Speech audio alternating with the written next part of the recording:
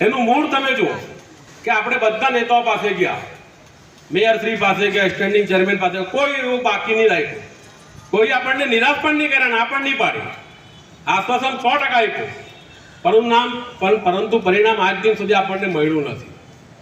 આપણે જે દિવસે ટેનામેન્ટ ખાલી કરતા હતા ને 11મી જુલાઈ ને 11મી જુલાઈના રોજ જ સુરત મહાનગરપાલિકાએ ટેન્ડર બહાર પાડ્યું 4થી વાર. આમ જોઈએ તો 7મી વાર ટેન્ડર બહાર પાડ્યું.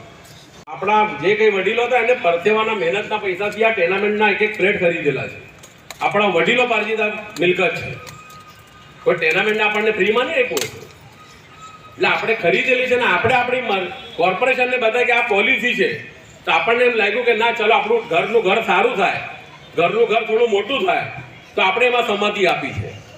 આજે 2017માં આપણે બધા સંમતિ આપી, તેમ છતાં 2024 7મું વર્ષ ચાલે છે ને આપણને પરિણામ નહીં મળે, નિરાશ જ મળે, તો હવે આપણે બધાને એક સાથે એકજૂટ થયા છૂટકો નથી.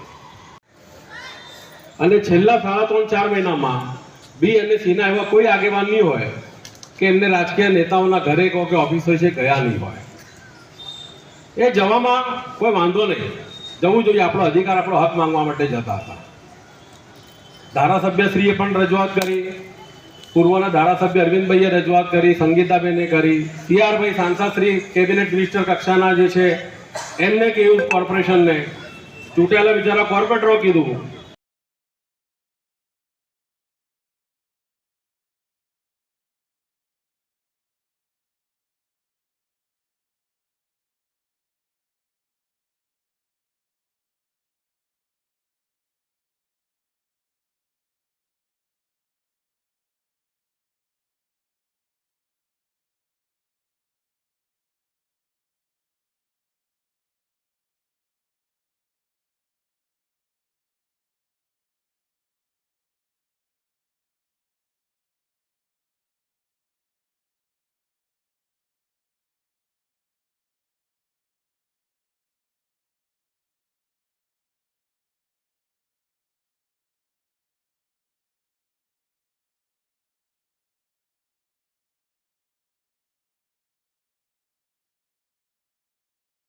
અધિકાર માંગશું અને એ હક અધિકાર આપણા પોતાના પરિવારના માટેનું છે, પોતાનું છે.